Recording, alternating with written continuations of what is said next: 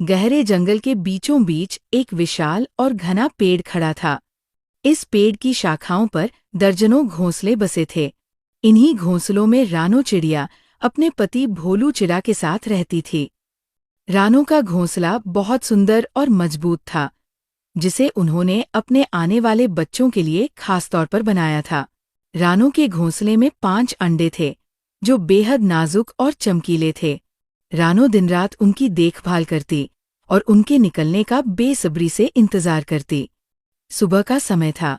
रानो अपने अंडों को देख रही थी और उनसे बातें कर रही थी। मेरे प्यारे बच्चों, जब तुम इन अंडों से बाहर आओगे तो तुम्हारा ख्याल रखने के लिए तुम्हारी नानी भी हमारे पास होंगी।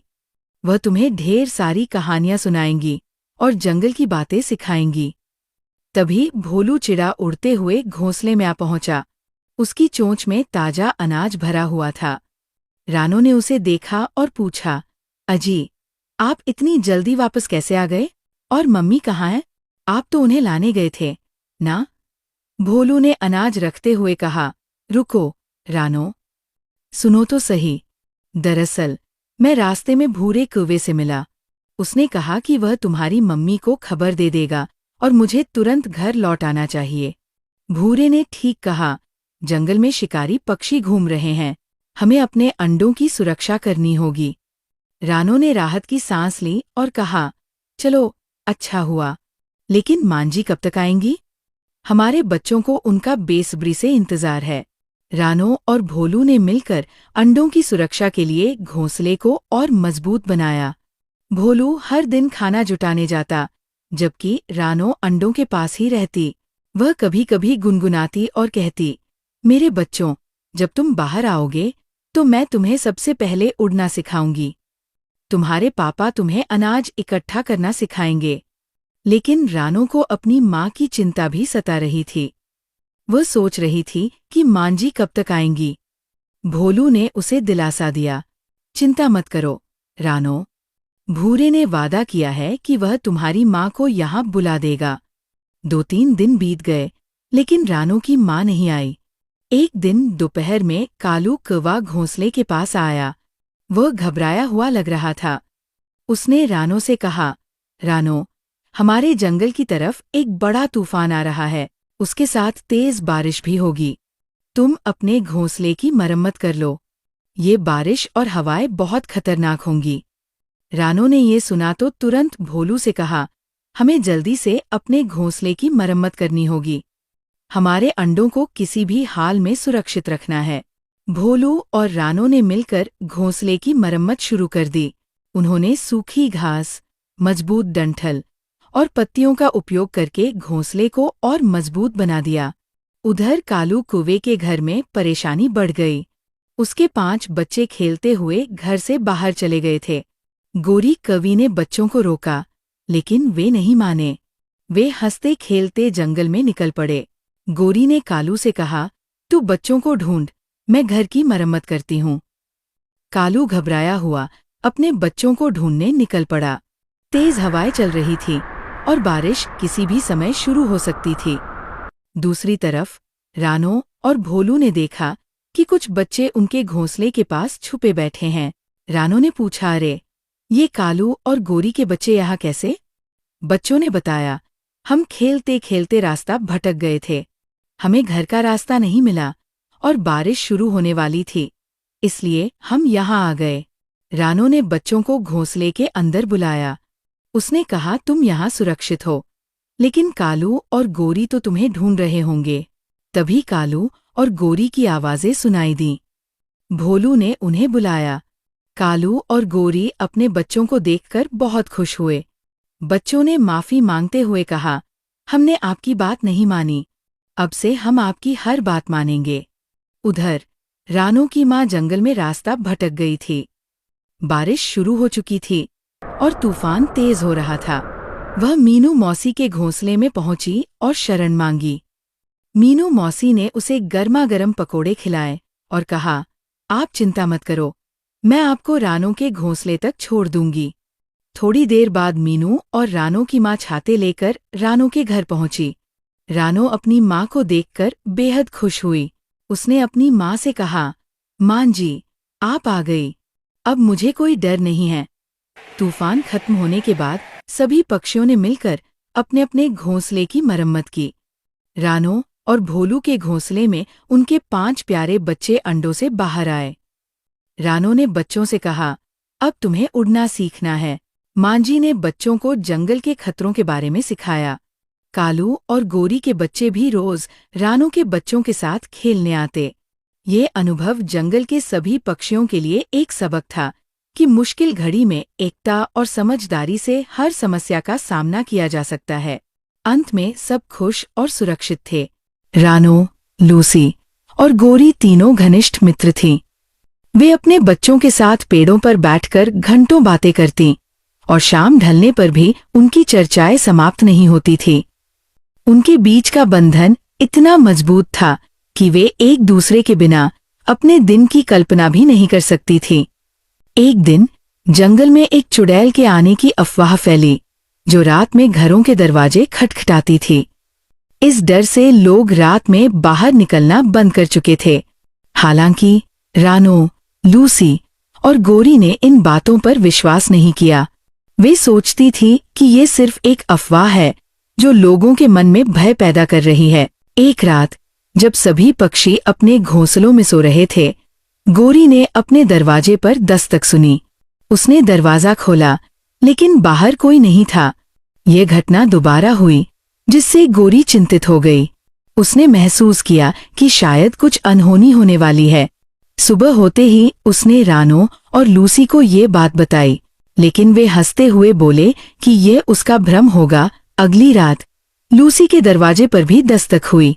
उसने दरवाजा खोला, लेकिन कोई नहीं दिखा।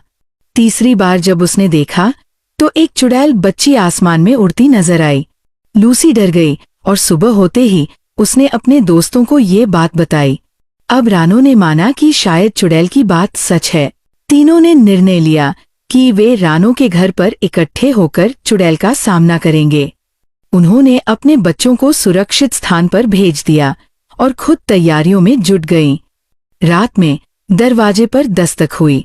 रानो ने खिड़की से झांककर देखा कि एक चुड़ैल बच्ची दरवाजे पर खड़ी है और कह रही है, मुझे छोटे बच्चे चाहिए, उन्हें मेरे साथ भेजो, मैं उनके साथ खेलना चाहती हूँ। तीनों मित्र समझ गए कि चुड़ैल बच्चों को ले जाना चाहती है। उन्होंने मिलकर हनुमान चालीसा का पाठ शुरू किया। हनुमान चालीसा की शक्ति से चुड़ैल तड़प उठी और वहां से भाग गई। इसके बाद वह कभी लौटकर नहीं आई। इस घटना के बाद रानो, लूसी और गोरी ने समझा कि एकजुटता और विश्वास से किसी भी चुनौती का सामना किया जा सकता है। वे फिर से खुशी खुशी अपने जीवन में व्यस्त हो गईं। ये कहानी हमें सिखाती है कि डर का सामना करने के लिए साहस और मित्रता आवश्यक है। एक समय की बात है, एक छोटी सी चिड़िया थी जो एक बड़े जंगल में रहती थी। उसका नाम रानो था। रानो बहुत प्यारी और चंचल थी, लेकिन उसे एक बात परेशान करती थी। उसे उड़ना नहीं आता था।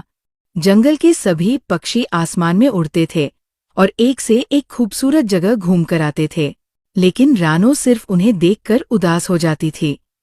एक दिन उसने सोचा, अगर मैं उड़ना नहीं सीखूंगी तो मैं कभी अपने सपने पूरे नहीं कर पाऊंगी। उसने अपनी माँ के पास जाकर कहा, माँ, मुझे उड़ना सीखना है, कृपया मेरी मदद करो। माँ ने प्यार से कहा, बेटा, उड़ने के लिए सिर्फ पंख फैलाना ही नहीं, दिल में हिम्मत और मेहनत का जज्बा भी होना चाहिए। रानो ने माँ की बात मानी और रोज सुबह उड़ने की कोशिश करने लगी। शुरू में वह बार बार गिरती, लेकिन हार नहीं मानी। धीरे धीरे उसके पंख मजबूत होने लगे। एक दिन ऐसा आया जब उसने पहली बार आसमान में ऊंची उड़ान भरी। रानो ने न सिर्फ उड़ना सीखा, बल्कि ये भी समझा कि मेहनत और साहस से हर सपना पूरा किया जा सकता है। अब वो पूरे जंगल में खुशी खुशी उड़ती और दूसरों को भी प्रेरित करती। इस तरह रानो ने अपनी लगन और हिम्मत से अपनी जिंदगी को खूबसूरत बना दिया। एक घने और खूबसूरत जंगल में रानो नाम की एक प्यारी और छोटी चिड़िया रहती थी।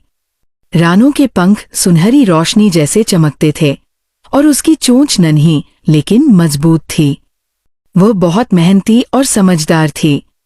हर मौसम में रानो अपने घोंसले को दुरुस्त रखती थी ताकि किसी भी परेशानी से बचा जा सके।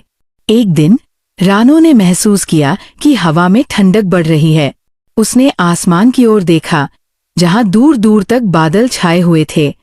पेड़ों के पत्ते तेजी से गिर रहे थे और पक्षी झुंड बनाकर दूसरे इलाकों की ओर उड़ रहे थे। रानो ने सोचा, ठंड जल्द ही अपने चरम पर होगी। मुझे भी अपने घोंसले को ठंड से सुरक्षित बनाने की तैयारी शुरू करनी चाहिए। रानो ने फौरन काम शुरू कर दिया। वह जंगल के कोने कोने से सूखी घास, मुलायम पत्ते और मजबूत टहनियां इकट्ठा करने लगी। उसने अपने घोंसले को इस तरह तैयार किया कि सर्दी की ठंडी हवा या बारिश की बूंदें उसके अंदर तक न पहुंच पाएं। एक दिन जब रानो जंगल में सामान खोज रही थी, उसने देखा कि एक छोटी सी गौरैया ठंड से कांप रही थी। गौरैया एक पत्थर के नीचे दुबकी हुई थी, लेकिन ठंडी हवाएं उसे परेशान कर रही थी। रानो ने नजदीक जाकर पूछा, तुमने अब तक अपना घर क्यों नहीं बनाया? गौरैया उदास होकर बोली, मैंने बहुत कोशिश की थी, लेकिन मुझे घास और टहनियां नहीं मिल पाईं। अब ठंड इतनी बढ़ गई है कि मेरे पंख भी जमने लगे हैं। रानो को गौरैया की हालत देखकर दुख हुआ। उसने सोचा, अगर मैं इसकी मदद नहीं करूंगी तो ये ठंड में बेमौत मर जाएगी। उसने तुरंत कहा, चिंता मत करो, मैं तुम्हारी मदद करूंगी। हम दोनों मिलकर तुम्हारे लिए एक घर बनाएंगे। रानो ने गौरैया को लेकर काम शुरू किया। उसने अपने जमा किए हुए सामान का एक हिस्सा गौरैया को दे दिया और उसके लिए एक छोटा लेकिन गर्म घोंसला बनाना शुरू किया। गौरैया भी धीरे धीरे काम में लग गई। रानो उसे सिखा रही थी कि कैसे मजबूत घोंसला बनाया जाए। कुछ ही समय में गौरैया का घोंसला तैयार हो गया। वह उसमें बैठकर बेहद खुश हुई और बोली, रानो, तुम्हारे बिना मैं यह कभी नहीं कर पाती। तुमने मुझे नई जिंदगी दी है। लेकिन रानो की मदद करने की आदत यही खत्म नहीं हुई। कुछ दिनों बाद उसने देखा कि एक खरगोश ठंड से कांप रहा है। उसका बिल बर्फ से ढक गया था। रानो ने दूसरे जानवरों को बुलाया और सभी ने मिलकर खरगोश के लिए एक नया बिल खोदा। फिर उसने देखा कि कुछ नन्हे पक्षी जो हाल ही में जन्मे थे, ठंड से बचने के लिए एक पेड़ की डाल पर दुबके हुए थे। रानो ने अपने घोंसले से थोड़ी घास निकालकर उनके लिए छोटा सा आश्रय तैयार कर दिया। जैसे जैसे सर्दी खत्म हुई, जंगल के सभी जानवर और पक्षी इकट्ठा हुए। उन्होंने महसूस किया कि रानो की मेहनत और दयालुता ने कई जिंदगियां बचाईं। सभी ने मिलकर रानो का धन्यवाद किया। गौरैया ने सबके सामने कहा, रानो सिर्फ मेहनती नहीं, बल्कि हमारी सच्ची साथी भी है। उसने न केवल अपना घर बनाया, बल्कि हम सबकी मदद भी की। उस दिन से जंगल के सभी जानवरों और पक्षियों ने रानो से प्रेरणा लेकर दूसरों की मदद करना सीख लिया। शिक्षा: ये कहानी हमें सिखाती है कि सिर्फ अपने लिए जीना ही काफी नहीं है। दूसरों की मदद करके हम सच्ची खुशी पा सकते हैं। जब सभी मिलकर काम करते हैं तो बड़ी से बड़ी मुसीबत को भी आसानी से हल किया जा सकता है। एक घना जंगल था जहां तरह तरह के पेड़, झाड़ियां और जीव जंतु रहते थे। इस जंगल का सबसे बड़ा और रहस्यमयी हिस्सा था काला द्वीप। ये जंगल का एक कोना था जहां न कोई परिंदा जाता था और न ही कोई जानवर। वहां एक खतरनाक जालिम चील का बसेरा था जिसका नाम था ताम्रपंख। वह इतना बड़ा था कि जब उड़ता तो पूरा आकाश काला पड़ जाता। उसकी लाल आंखें चमकती थीं और पंजे किसी लोहे की पकड़ की तरह मजबूत थे। जंगल में रहने वाली चिड़ियों में से रानो नाम की एक नन्ही चिड़िया थी। वह छोटी थी पर दिलेर थी। उसकी चोंच सुनहरी और पंख बादलों जैसे सफेद थे। वह जंगल की सबसे चंचल चिड़िया थी। जंगल के बड़े बूढ़े पक्षियों के अनुसार ताम्रपंख कोई साधारण चील नहीं था। वह बरगद के पेड़ों को अपने खौफनाक मकसद के लिए इस्तेमाल करता था। जंगल में जब भी कोई बरगद का पेड़ बड़ा होता, वह चील आकर उसे घेर लेता। कुछ ही दिनों में उस पेड़ की सारी चिड़ियाओं, बंदर और जानवर रहस्यमयी तरीके से गायब हो जाते। फिर कुछ ही दिनों बाद वह बरगद का पेड़ सूख जाता और एक नया बरगद उगने लगता। पर यह कोई सामान्य बरगद नहीं होता। उसकी टहनियां काली और डरावनी होती। उसकी जड़ों से अजीब अजीब सी आवाजें आती। रानो को इस रहस्य को जानने की जिद थी। वह इतनी बहादुर थी कि उसने तय किया कि वह इस जालिम चील की सच्चाई का पता लगाएगी। वह अकेले ही कालाद्वीप की ओर उड़ चली। जब वह वहां पहुंची तो उसने देखा कि ताम्रपंख एक विशाल और डरावने बरगद पर बैठा था। वह अपनी पंजों में एक चमकती हुई चीज लिए था, जिसे देखकर पेड़ की जड़ें हिल रही थीं। रानो ने पेड़ की एक शाखा पर छिपकर देखा। ताम्रपंख कोई मंत्र पढ़ रहा था और वह चमकती चीज असल में एक छोटा सा अंडा था, जिससे हल्की रोशनी निकल रही थी। जैसे ही वह अंडा जमीन से टकराया, वहां एक नन्हा बरगद का पौधा उग गया। लेकिन यह पौधा कुछ ही मिनटों में बड़ा होकर विशाल पेड़ में बदल गया। रानो को समझ आ गया कि यह चील किसी जादुई शक्ति का मालिक है। यह बरगद के पेड़ को केवल जंगल की हरियाली बढ़ाने के लिए नहीं उगा रहा था, बल्कि इन पेड़ों को अपनी काली शक्तियों के लिए इस्तेमाल कर रहा था। जैसे जैसे नए बरगद उगते, वैसे वैसे जंगल की दूसरी प्रजातियां खत्म होती जा रही थीं। ये एक चाल थी। ताम्रपंख जंगल पर पूरी तरह राज करना चाहता था। रानो जल्दी से अपने दोस्तों के पास गई और उन्हें सब कुछ बताया। पहले तो किसी ने उसकी बात पर विश्वास नहीं किया, पर फिर जंगल के सबसे बूढ़े और ज्ञानी उल्लू बुद्धिराम ने कहा, अगर यह सच है तो हमें इस चील को रोकना होगा, वरना जंगल पर इसका कब्जा हो जाएगा। रानो और उसके साथी, कुछ तोते, मैना और उल्लू मिलकर एक योजना बनाई। उन्होंने फैसला किया कि जब ताम्रपंख अगला बरगद उगाने लगेगा, तब वे सब मिलकर उसके अंडे को नष्ट कर देंगे। रात होते ही सभी पक्षी कालाद्वीप पहुंचे।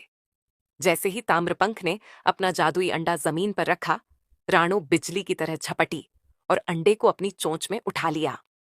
ताम्रपंख गुस्से से गरजा, तूने मेरी सबसे बड़ी शक्ति छीन ली, नन्ही चिड़िया, मैं तुझे जिंदा नहीं छोड़ूंगा। पर रानो डरने वाली नहीं थी। उसने पूरी ताकत से वह अंडा पहाड़ की ओर फेंक दिया, जहां वह टूटकर बिखर गया। जैसे ही अंडा टूटा, सभी काले बरगदों की टहनियां सूखने लगीं और जड़ें दरक गईं। ताम्रपंख जमीन पर गिर पड़ा। उसकी लाल आंखें बुझ गईं और वह धीरे धीरे सिकुड़ता गया, जब तक कि एक साधारण चील के आकार का नहीं हो गया। ताम्रपंख की काली शक्ति खत्म हो चुकी थी। जंगल के पेड़ अब फिर से हरे भरे हो गए। चिड़ियों, बंदरों और दूसरे जीवों ने राहत की सांस ली। रानो हीरो बन चुकी थी। बुद्धिराम उल्लू ने कहा, बहादुरी केवल ताकत से नहीं आती, बल्कि सच्चाई और हिम्मत से भी आती है। रानो ने यह साबित कर दिया। और इस तरह बरगद बनाने वाले जालिम चील की कहानी खत्म हुई। जंगल फिर से हरा भरा हो गया और नन्ही रानो जंगल की सबसे चहेती चिड़िया बन गई। घने जंगल में रानो चिड़िया रहती थी, जो बहुत चतुर थी। एक दिन उसे एक सुनहरा बीज मिला जो चमक रहा था। कालू कौवा ने उसे छूने से मना किया, पर रानो की जिज्ञासा जाग उठी। रानो ने बीज को बो दिया और कुछ ही दिनों में एक अनोखा पौधा उगाया, जिसके पत्ते सुनहरे थे। हरे तोते भी देखकर हैरान थे। धीरे धीरे वह पौधा एक जादुई पेड़ बन गया, जिसके फल सबसे स्वादिष्ट थे। पूरा जंगल उस पेड़ के आसपास इकट्ठा होने लगा। सभी पक्षी फल खाते और खुशी से झूम उठते। रानो ने सीखा कि नई चीजों को आजमाने से डरना नहीं चाहिए, क्योंकि कभी कभी हमें अनोखे तोहफे मिल सकते हैं। क्या आप भी रानो की तरह कुछ नया आजमाना चाहते हैं? आज ही अपने जीवन में एक छोटा सा बीज बोएं और देखें कि यह आपको कहां ले जाता है। इस कहानी को अपने दोस्तों के साथ शेयर करें और उन्हें भी प्रेरित करें।